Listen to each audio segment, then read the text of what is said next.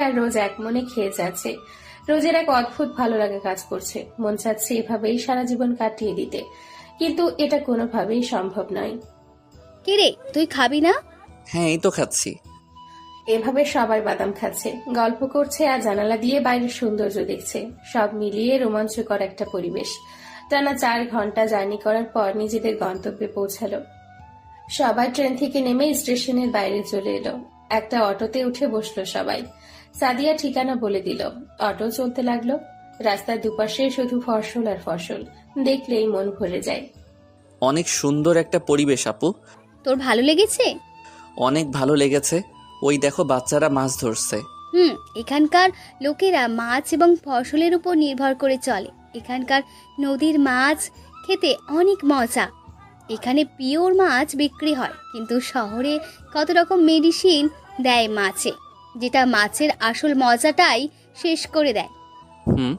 আচ্ছা আপু, আর কতক্ষণ লাগবে বাসা পৌঁছাতে?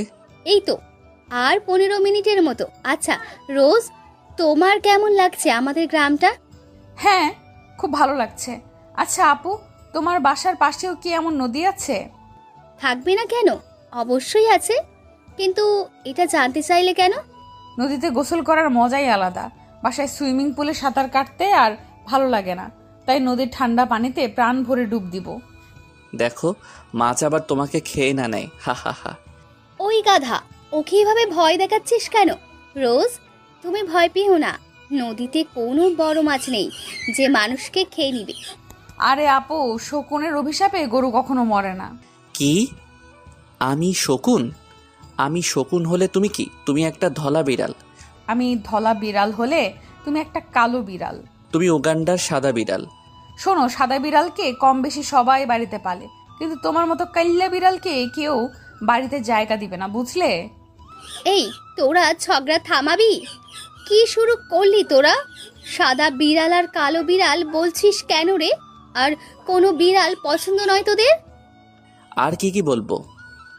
লাল বিড়াল, হলুদ বিড়াল, নীল বিড়াল, আকাশি বিড়াল, বাতাসি বিড়াল, আরো কত কি।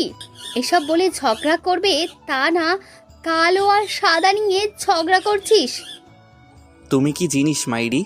নিজেই ঝগড়া করতে নিষেধ করছো, আবার নিজেই বিড়ালের কালার বলে দিচ্ছ। আর লাল বিড়াল, হলুদ বিড়াল, নীল বিড়াল, আকাশি বিড়াল, বাতাসি বিড়াল এসব নাম তো আগে কখনো শুনিনি। লাল, নীল, হলুদ, আকাশি না হয় মানলাম, কিন্তু বাতাসি বিড়াল এটা কোন দেশে থাকে? এটা নিশ্চয়ই তুমি। ওই, আমাকে একদম বিড়াল বলবি না, না হলে লাথি মেরে অটো থেকে ফেলে দিব। এখন তো